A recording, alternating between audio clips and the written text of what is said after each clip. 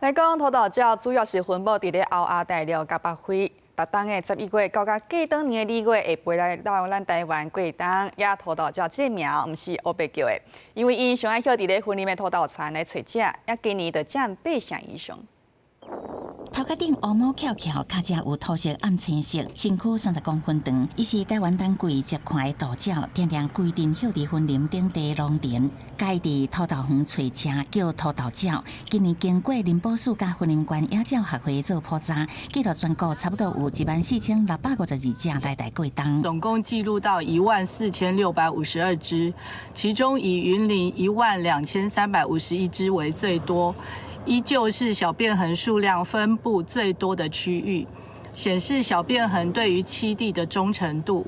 小便痕每年11月到隔年2月会大量聚集在云林的土豆田里。森林馆野鸟学会表示，学会为2009年开始推展森林馆土豆鸟普查，到2012年，成都所加入搁扩大普查范围。今年是普查第18年，由全台200外鸟仔友，分别伫森林、彰化、宜兰、台中、嘉义、花莲、台东等7县市观测，森林馆占8成以上上济。在地的青农去讨论说如何让他们去做友善耕作，让土地的这些农药的使用，或是这些化肥的使用量降低，这个对土地来讲，那是一种休养生息，然后小便桶就会有很多的食物吃。